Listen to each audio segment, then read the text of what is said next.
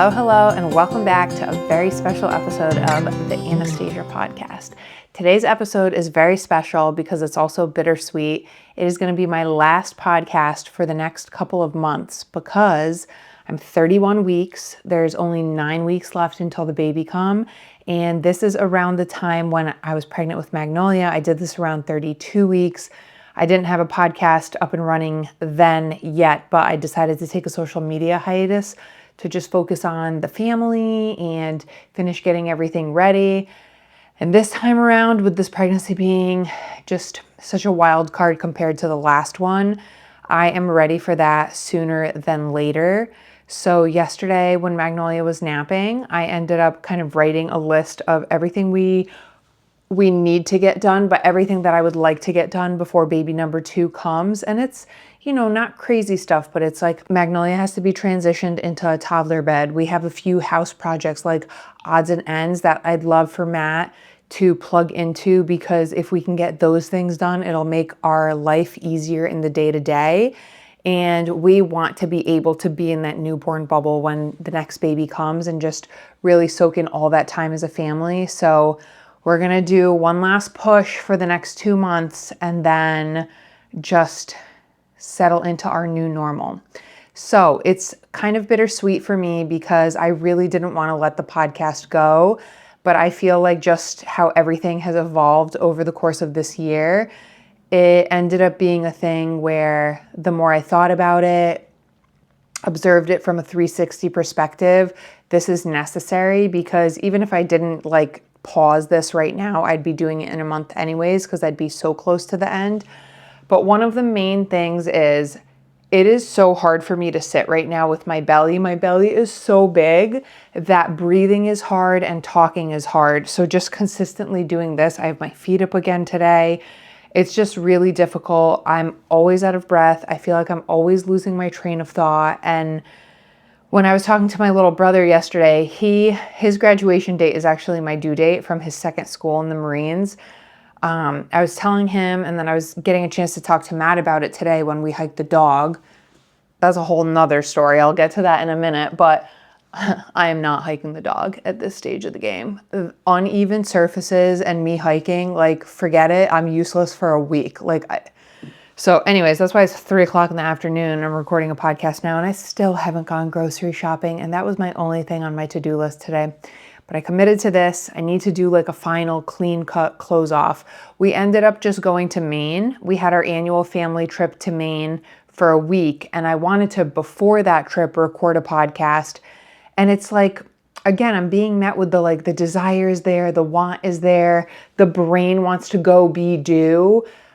I'm so limited in my body and in my energy and in what I have to give each day. And primarily every ounce I have to give goes into my family. It goes into Magnolia. It goes into taking care of our house. It goes into taking care of my husband, feeding, cleaning. We're a total team. Matt has, since we've been back, literally done all the laundry. Can you imagine 3 people plus a dog an entire week away with no washing machines?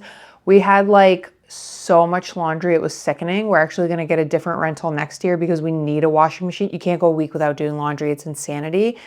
But we are just kind of on autopilot, and Matt is the best, biggest helper ever, all while working a ton too. So anyways, I'm just having to look at my own capabilities and the effort that it takes to record podcasts, edit podcasts, publish podcasts, do all the back end work. It is so monumental, and I just don't have the bandwidth for it right now.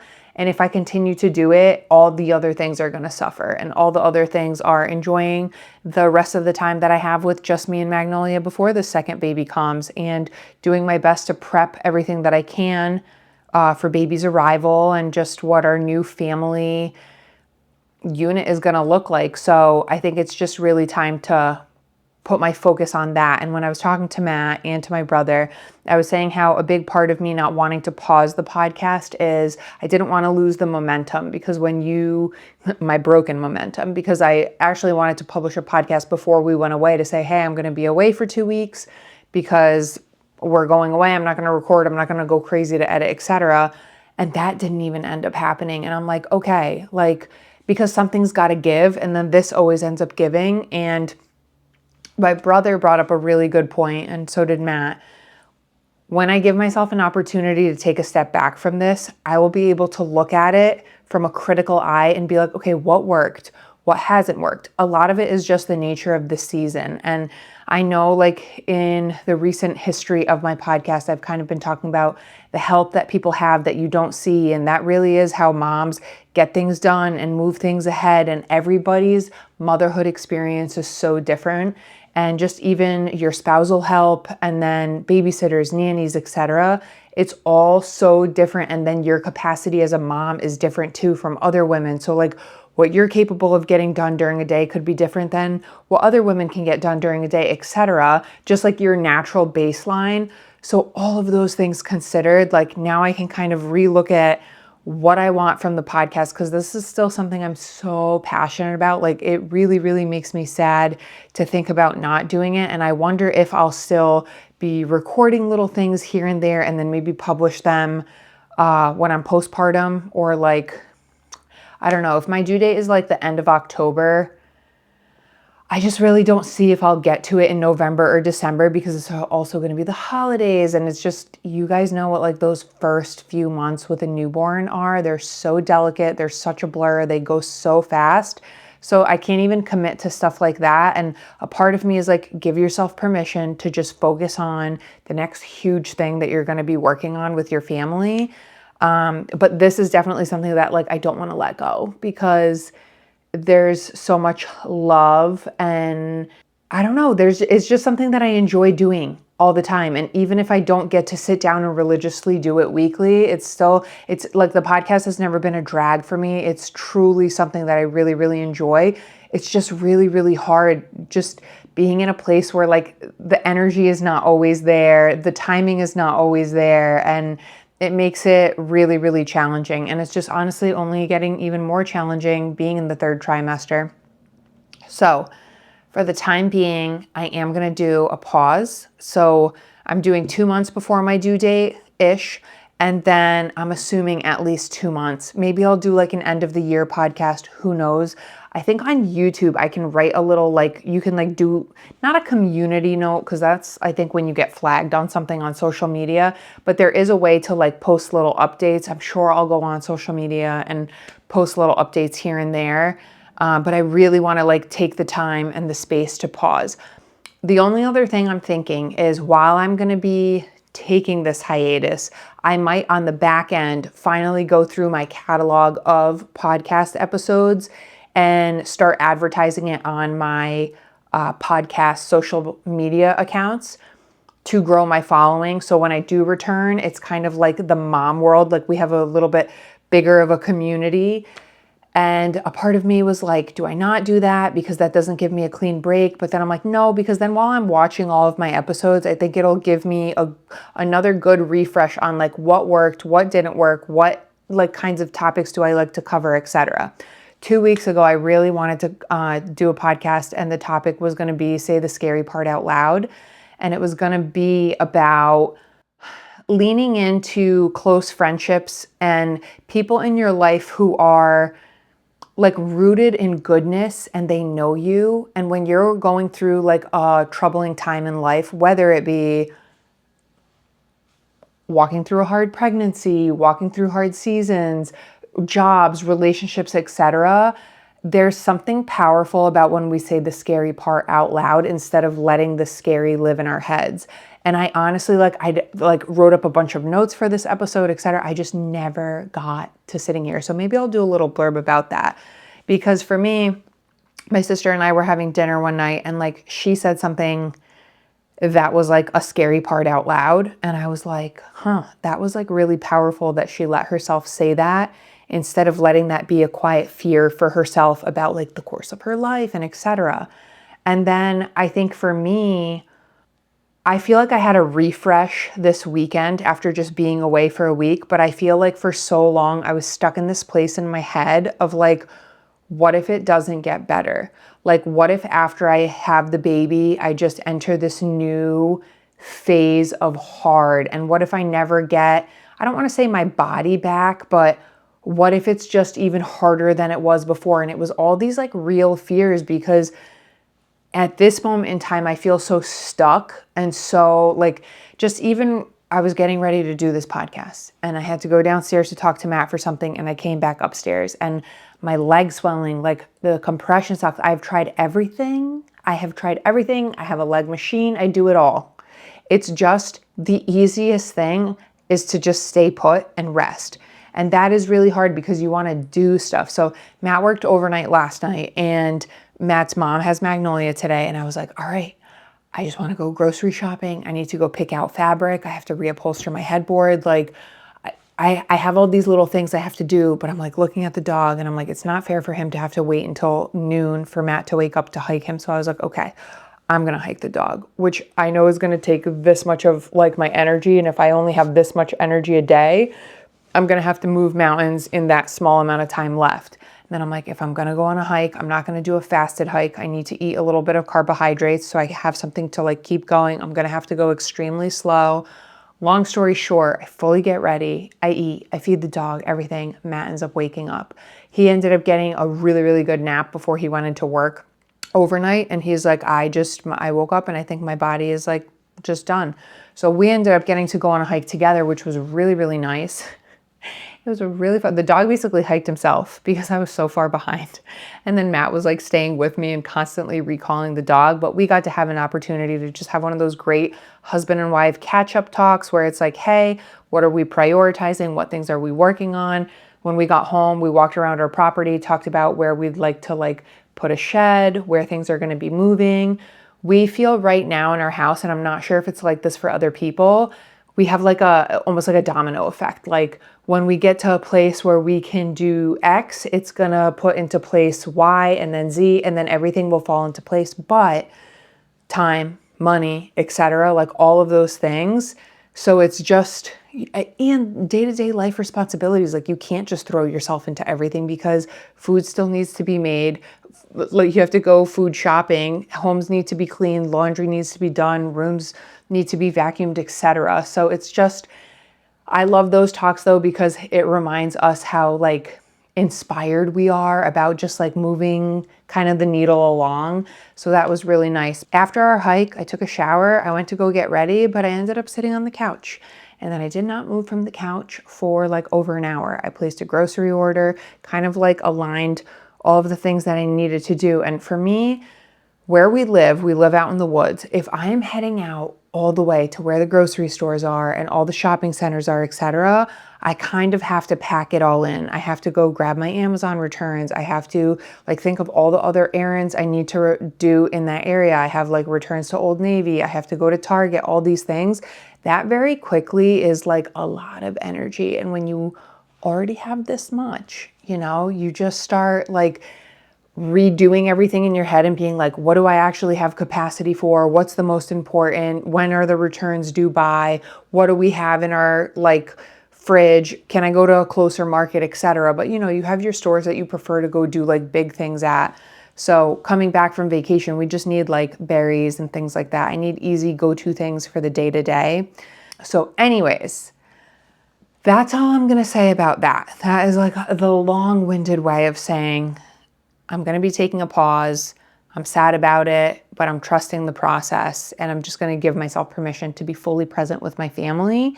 And what I said this morning on my stories on Instagram is I'm going to give myself permission to not try to fix the difficult season that I'm in. Because again, anytime we find ourselves in hard places, hard spots, etc., we just so want to like, well, what can I do to make it better? What can I do to make it better? And sometimes it's just living through the hard. And for me, with everything about this pregnancy, sometimes it's just, okay, slow down, give your body what it needs, all the rest, every single day. Take care of Magnolia to the best of your ability. Give her the childhood like she deserves. Give my family the best version of me that they deserve. And honestly, when I'm trying to do too much, I'm not the best version of myself. I just came out of such a miserable place. And I'm like, wow, like this, it's so hard because I'm very aware of like how negative I sound in the day to day, and I've never been a person like that. And it's just, I think, hard to see yourself in a new light. But also, I know what you speak out is what you give more life to. But when everything hurts, when literally getting up off a chair, you're full body grunting, when you can't roll over in bed and you have to get out of bed to go pee 5 times a night and you're grunting and your pelvis is in so much pain, all these things, you're literally doing your best. You're just in such a state of discomfort. And when I think about this sometimes, like people who are in chronic pain, you're in such a place of discomfort for so long, you do get grumpy. Like you have a shortened fuse. You are not your wonderful, cheery self. And it's just about clinging to the people who love you and know you and can see you through this season. And yes, there is some self-responsibility, but you're also human too. And you're walking through stuff like this for the first time. One thing I wanted to note, one second, I gotta readjust. My butt is numb. I don't like when I sit like not dead center on the thing.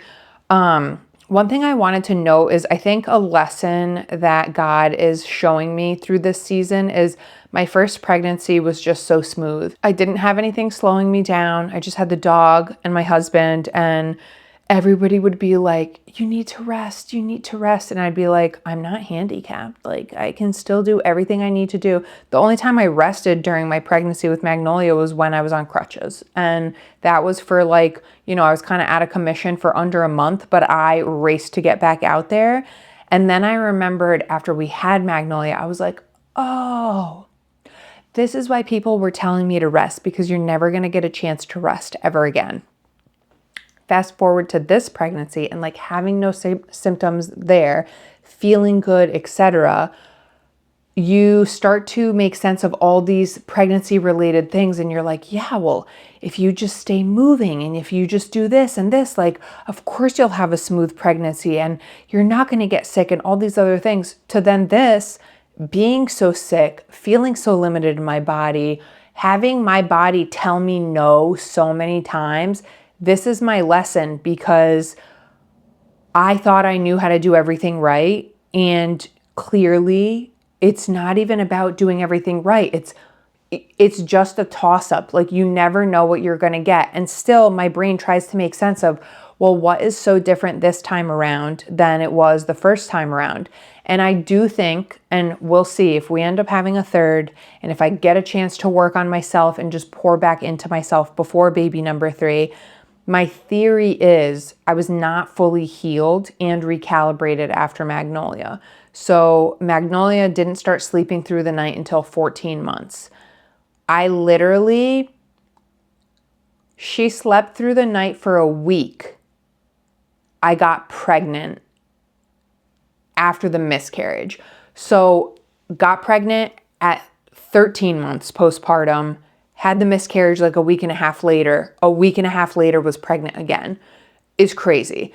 So, and then a week and a half after that tested positive. But I think the cortisol in my body, vitamins, minerals, all of these things were not recalibrated, because even I remember during the miscarriage, like your hormones are wild. Like you are up down, because your body fully tells everything in your body, I am pregnant. And then your body's telling everything, just kidding, we're not pregnant. And then I'm pregnant again. It was just such a bumpy ride. And then this nausea that just having to be medicated for it, and that being so foreign to me. And then the medication, not being able to handle the side effects, etc.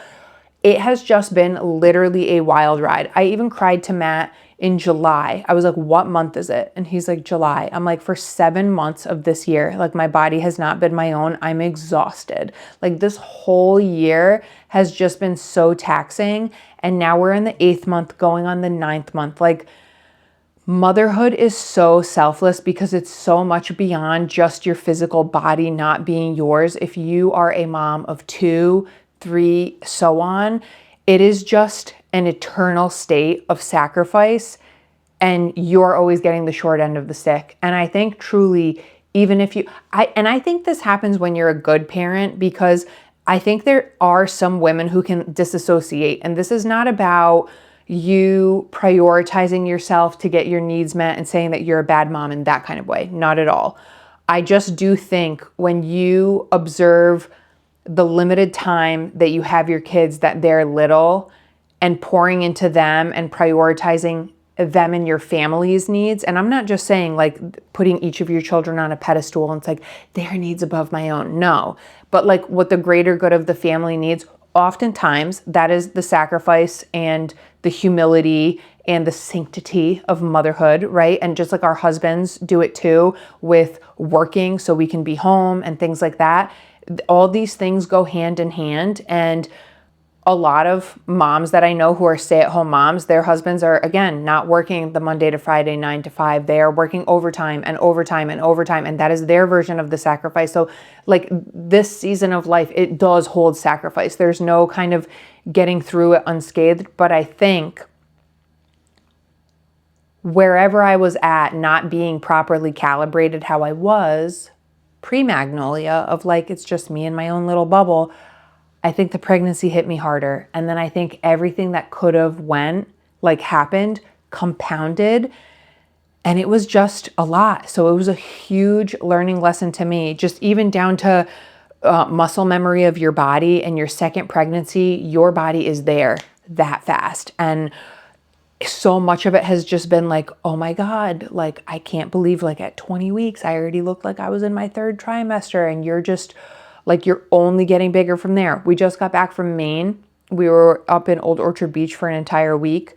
There were no full-length mirrors in our Airbnb. So I just used little the little mirror in the bathroom, which the mirror in the bathroom is like a rustic beachy mirror, and it literally is a grid on it. So it's like 4 little mirrors. Wicked stupid, actually, when you have to do your makeup every day. And then there was one little mirror on a shelf in the living room in some built-ins. But I'm like, okay, going on vacation for an entire week, this large and in charge, and not having a full-length mirror to see like how your bathing suit is sitting on you, how the dresses that you're wearing are sitting on you, etc. Not my favorite at all. I got home, was doing bath time routine with Noli, then I'm changing into my pajamas, and I'm just like, whoa, like I can see my stomach, but seeing it in the mirror and like just how hard and compressed my belly was, like it's the third trimester belly where you're like, this doesn't make any sense. I'm this big and I still have this much to go. And like, this is the countdown where you just want to sit down. Like you just want to sit down and rest and conserve all your energy, because your body is back to taking all of your energy. And like, this is where your baby gets bigger and bigger and bigger. And it's just like, oh my God, it is going to be a crazy ride. So before we left for our trip, I had the appointment where you get your like Rogaine is like hair stuff, right? Rogaine shot. Matt and I have opposite blood types, so all of our kids end up having the opposite blood type of me. Anyways, I had to do that shot, and I was talking to my OB, and I'm kind of telling her like, all right, something that's been frustrating to me this pregnancy, which I've said to you guys, is like, I know my conception date, but they are measuring me at a different pace in their system, and they wouldn't change it back because all of my ultrasounds were 5 to 6 days, but not 7 days or something like that. So they won't change your due date unless it's 6 to 7 days. And I think all of mine have been 5 to 6 or something. It's something so silly. And it's like making me crazy because I know my exact conception date. And I've felt so pregnant this whole pregnancy that I'm like, please, like it would make me insane them minimizing. Like I'd be like, oh, I'm 27 weeks. Like I think I was like 27 weeks and like 2 days. They're like, no, you're only 26 weeks. I'm like, stop talking right now. Like literally stop talking. Anyways, that's that bitchy attitude that comes out when you're like done being pregnant.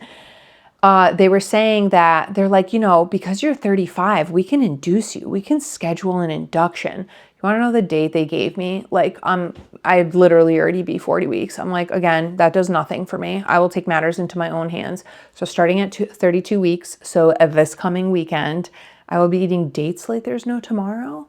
I will probably be going on every walk again. Like that will be my thing every single morning. But that's what I did with Magnolia. But again, I did go late with Magnolia, but it was my first. But I'm going to be drinking the raspberry leaf tea. I am literally going to be doing everything.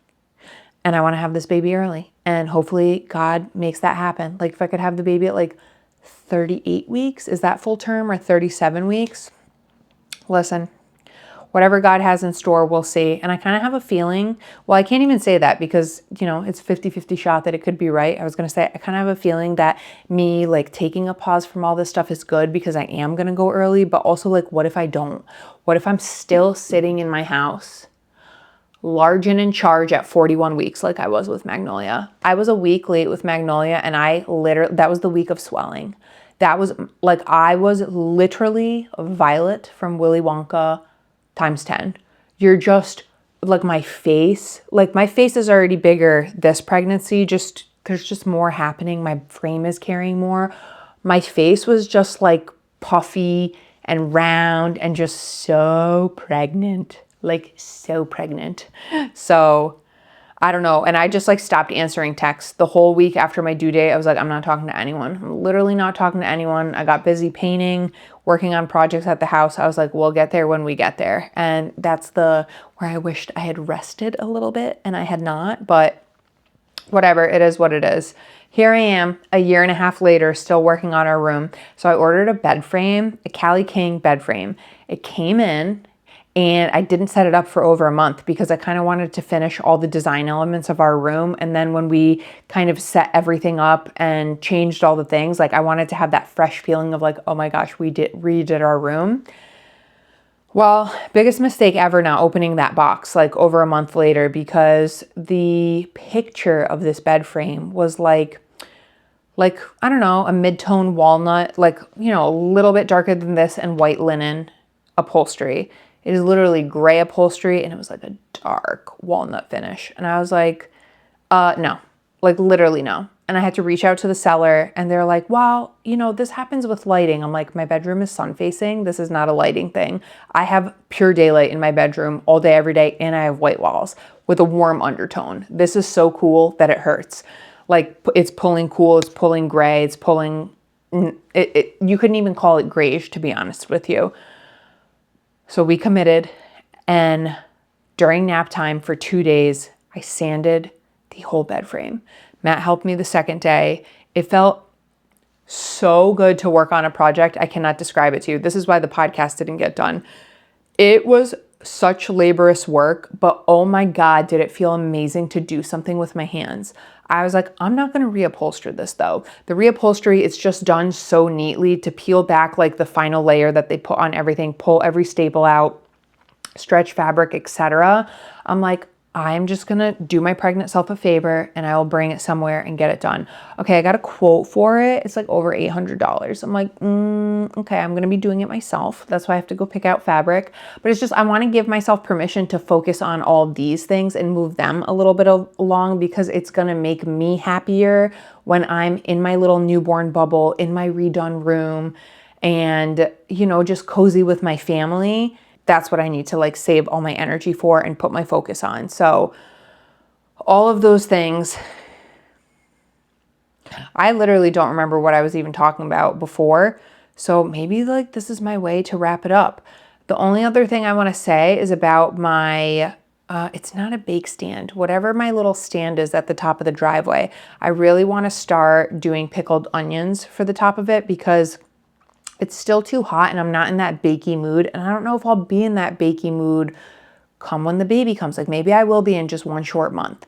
But I'm like, that I just would like done. We planted a bunch of like really beautiful hydrangea bushes and they've all exploded. Coming back from vacation and seeing all those like that, it's like you see the fruits of your labor, but again, it's like still just like baby steps one after another. So if I can get that done and then do a few more things in the house, I'll be very, very happy.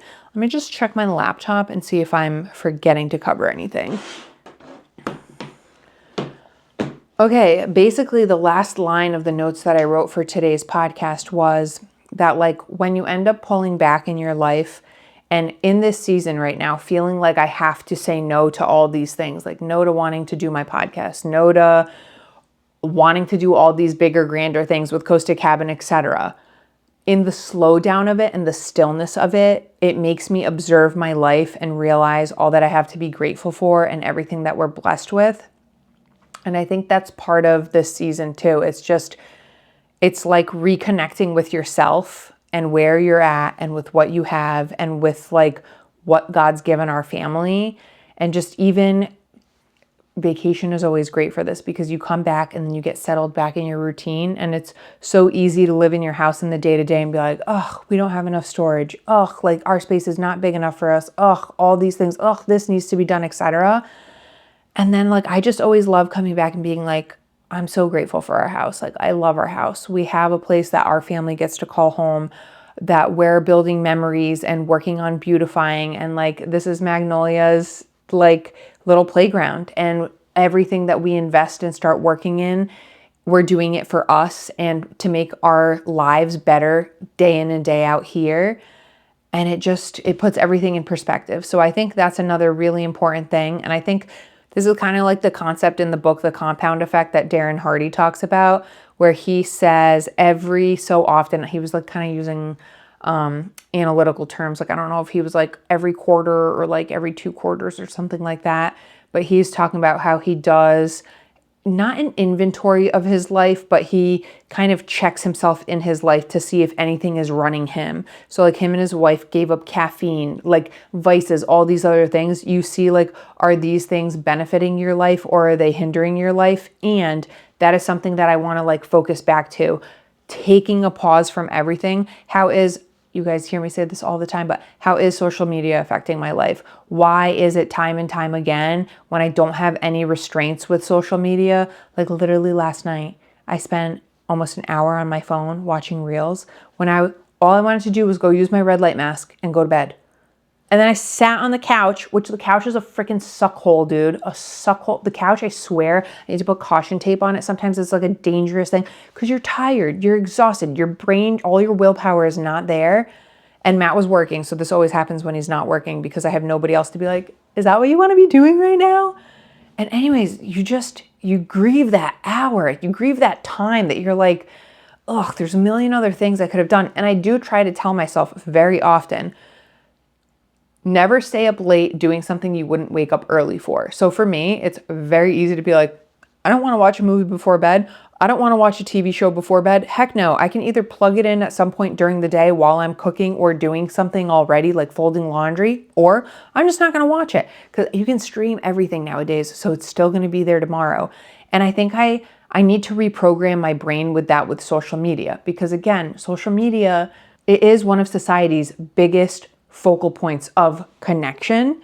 So we're all so drawn to it, and we are the generation that we grew up with it. We've been so exposed to it. So it's so hardwired into our pathways of like, yeah, I'm going to go check this. I'm going to go check that. I need to like totally sever it out of my brain and figure out a new dynamic with it. So anyways, I love you guys. I'm going to miss you big time. All my cousins who watch my podcast, I love you guys. You're the best. I'll still be talking to you. All of my friends who watch my podcast, I'll still be talking to you. But any new friends I met on the internet, if you're a new mom and any of these episodes have brought you comfort and any kind of help, like thank you so much for sticking around and for listening to them. I look forward to growing our little community of, again, of first-time moms. I never expected this podcast to take such a shift towards motherhood when I first started it, because there was such an emphasis on it being about marriage and relationships and friendships and faith and all those beautiful things. And it turns out motherhood does rock your world. Parenthood does rock your world. And it deserves a lot of focus because there's so much you have to work through, especially when you become a first-time parent. There's so much you have to make sense of.